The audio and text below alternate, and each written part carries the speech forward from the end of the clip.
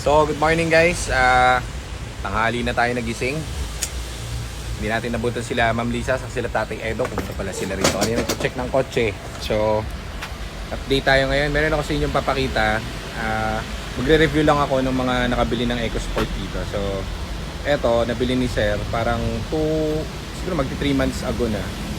Si Sir, yung bumili nito, hindi marunong mag-drive. Kasi hindi marunong mag-drive. Totally hindi marunong mag-drive. So ito ang first car niya. So kami ang napili para bilan ng first car niya. Kinuha niya EcoSport na white. Reviewin natin. So yan yung Eco niya. Wala pa siyang naging kahit anong aberya dito.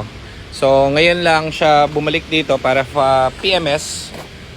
Papa-PMS lang siya ng unit kasi gamit na niya tong unit. So magpapa-ECV rin tayo ngayon dahil alam niyo na, sa tindi ng araw, malinis pa rin ng kanyang body. So walang mga dent. Kung paano namin nakuha dati, ganun pa rin siya. Yan, naalala ko lahat to. Ito yung naka-cream na leather seats. So all goods. Dito na siya natuto mag-drive, kakatuwa. So, yan o, linis. Ganito pa rin yung amoy niya, yan o. Amoy New Zealand. So, intact lahat, all goods. Chinek namin to, via OVD kanina. All greens, walang kahit anong error. So, checkin muna natin yung pini-PMS yung langis niya. May itim na yung langis ito. Ay, namin niya. Ay, ano pala yan? Langis pala ng ano yan. Ng aircon. So, eto guys. Mga 3 months yan na nabili to, no?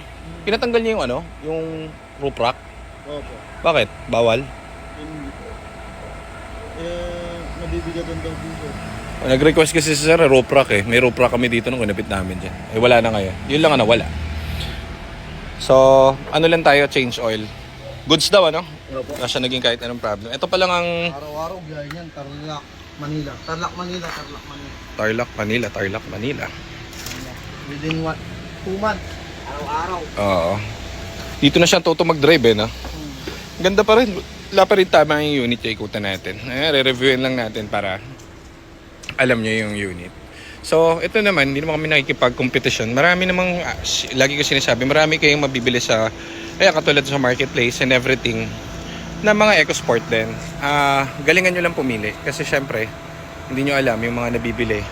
Syempre, yung iba doon, merong issue or merong something. So, galingan nyo pumili. And, be wise kapag bibili kayo, tanungin nyo lagi yung owner kung kabisado nyo ba yung unit niya para alam nyo yung history ng sasakyan. So ito kasi palit ang shift fork nito, palit ang clutch nito, kaya wala kami intindihin dito. At wala rin siyang intindihin kasi all goods yan bago sa kanya i-turn over yung unit. So yan lang, change oil lang. Change oil. Ganyan naman yung mga iba rito. Kung pupunta rito, papa-change oil na lang ng mga unit nila. So i-review natin dito. Nakuha ni Sir to dati, siguro mga 9 out of 10 ako dito. Ganda neto.